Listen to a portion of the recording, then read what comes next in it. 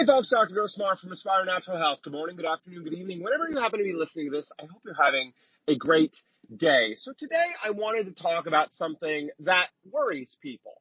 And recently we had someone come and chat with us. They were dealing with long-standing digestive issues, been to a bunch of other doctors, had scopes and tests, and no one had any real options for this person, just kind of a shrug and, oh, well, I guess that's it for you. And they came to talk to us about whether a holistic treatment plan or a holistic guide in terms of getting something together would be a better option for them. Now, we had a great conversation, but they ended up not moving forward. And so we checked in with them to find out what the issue was, why they had decided that right now wasn't the right time for them, why they didn't want to move forward. And we found that it was a concern that we were going to ask them to remove certain foods from their diet. It was kind of non-negotiable, like life was not worth living if they couldn't eat some of their favorite foods. And this is a concern that we have come up. Like, listen, I don't want to change my diet. I like the way that I'm eating. If I have to change my diet, I don't know that A, I can do it, or B, I want to do it. And look, this is a very valid question to ask. Do I have to change my diet if I'm going to do a holistic approach? Do I have to change my diet if I'm going to do a holistic approach? All right, so let's break that question down for us. Now, the first answer is you don't have to do anything. You're an adult. You can choose to do whatever you like. But let's unpack a little bit more.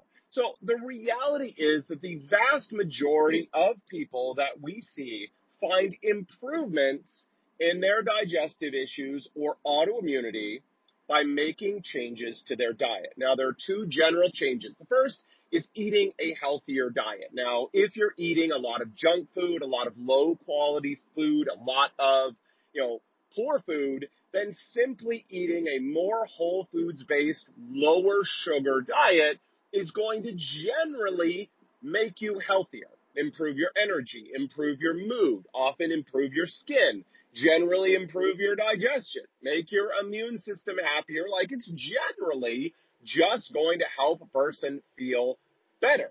So that is one side. Now, the other side is specifically, in our experience, 8 to 9 out of every 10 people we see, their immune system is reacting negatively to one or more foods that they are eating.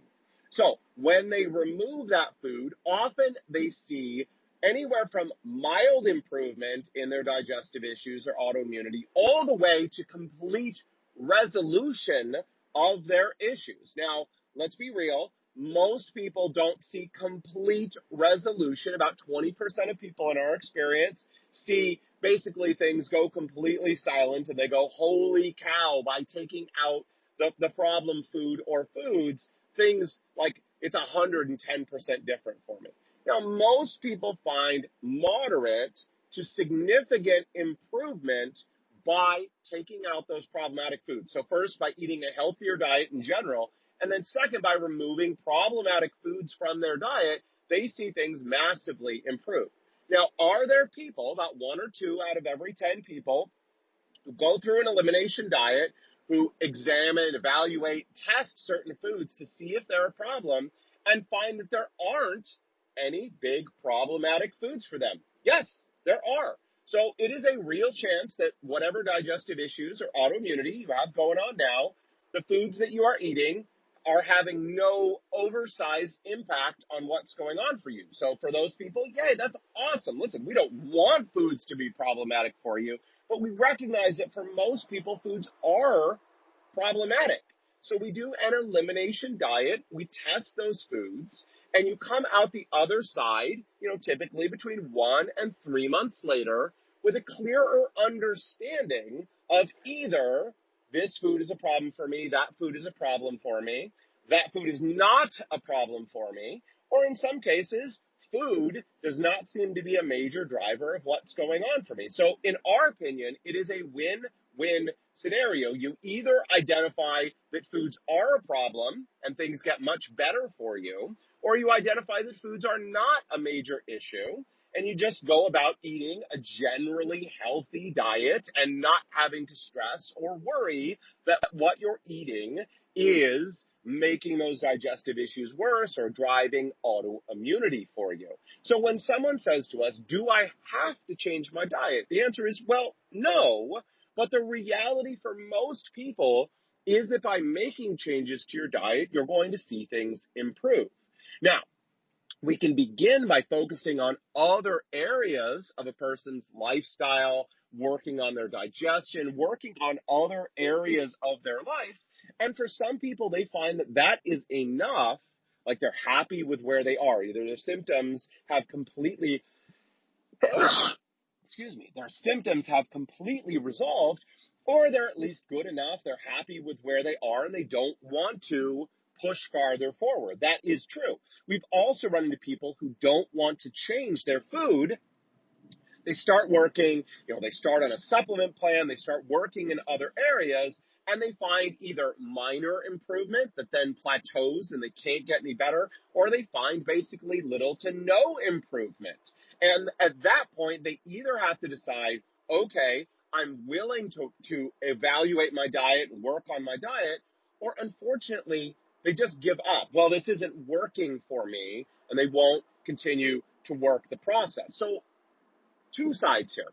When someone says to us, I don't want to change my diet, first of all, okay, is it your diet in total, or is it specific foods that you're looking at? Maybe someone says, I don't want to give up eggs. Okay, great. Well, look, let's work on other parts of your diet. Let's evaluate, challenge other foods and see if that's an issue. And let's keep in mind that there's the possibility that eggs or coffee or, rice or any other food that you're eating could be an issue for you. And we can't 100% take it off the board if our goal is to get you to feel great and live a bigger and better life. We can start by addressing other areas and other issues and other foods and see if that takes care of the issue for you. If it does, awesome. No, we don't have to give up that specific food or foods. But if we get to a place where we're trying some other things, we're not getting the forward progress that we need, then we need to be able to consider that food. So does that make sense? In other words, do you have to give up food? No. But if you or someone else is completely unwilling to change their diet, they either need to recognize two things. One, we'll work other areas and see what that does for us. Or two, might recognize this food is a problem for me and I'm unwilling to take it out of my diet.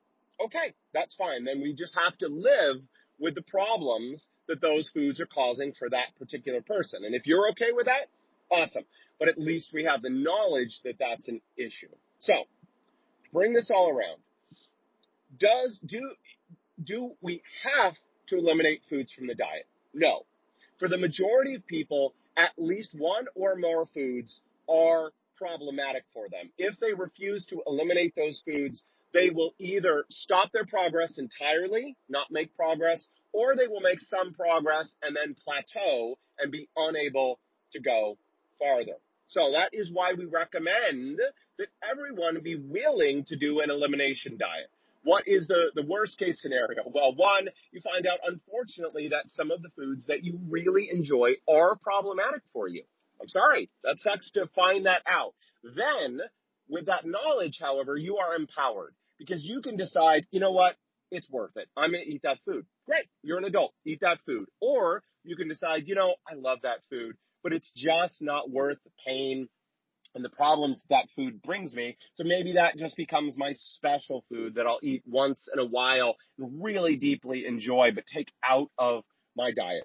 Great. Again, you've learned. Or the other side, 1 to 3 months later, you've followed elimination, you've put in the time and effort to make it happen, and you've come to the conclusion that there are no major problematic foods for you. Wonderful. Then we just want to focus on eating a good, nutritious, healthy diet and move on to work in other areas of a person's life. All right, so I hope that makes sense. Now listen, if you'd like to learn more about these basic principles. If you'd like to learn more about elimination diets and you'd like to learn more about the principles of health and the principles that make people sick, I invite you, please visit us at aspirenaturalhealth.com/book. That's aspirenaturalhealth.com/book. Aspire is an ASPIRE naturalhealth.com/book. And there you can pick up my best-selling book, The Clear Path to Health. I'm immensely proud of it. It is the result of over 10 years of working with people, literally thousands upon thousands of hours of education and learning,